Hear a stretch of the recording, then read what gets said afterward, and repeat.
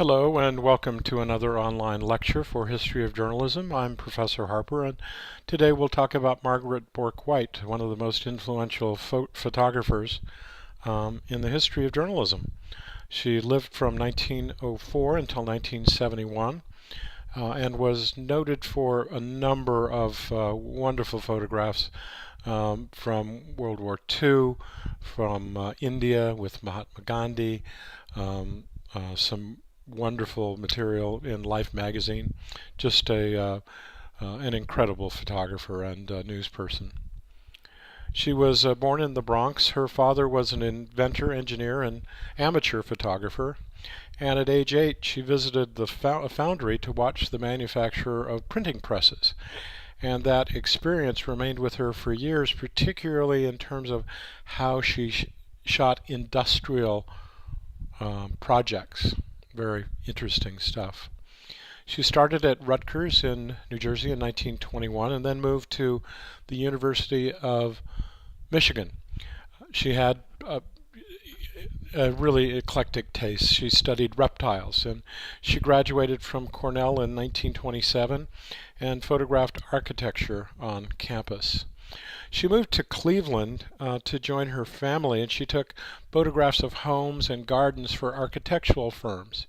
She took photos of industrial plants such as steel mills. In 1929, Henry Luce invited her to join Time magazine. Instead, she joined Fortune, which was the business magazine associated with Time Inc. In 1930 to 32, she traveled 3 times to Russia to document the Industrial Revolution there and took nearly 3,000 photographs of Russia before World War II. In 1936, Bourke-White toured the South with writer Erskine Caldwell to supply pictures for the book about poverty. You have seen their faces. In 1936, Luce launched Life magazine, a picture magazine, and Margaret Bourke-White was one of the 4 original photographers hired for Life magazine. Overseas, outside of the United States, from 1941 to 45, the World War II, she covered the war, including the bombing of Russia and the liberation of the Nazi camps. She also photographed emerging countries, particularly Pakistan and India. And in 1950 through 1956, she covered stories from the Korean War to subjects like the South African gold mines.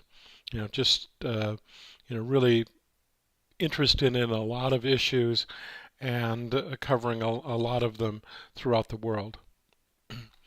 In 1956, she discovered she had Parkinson's disease, and she wrote about her surgery for Life magazine. She also wrote an autobiography, The Portrait of Myself, and she died in 1971 from complications due to Parkinson's. Fascinating person, wonderful photographer, great journalist, Margaret Bourke-White. And that's what we have for today. Thank you very much, and we'll see you online.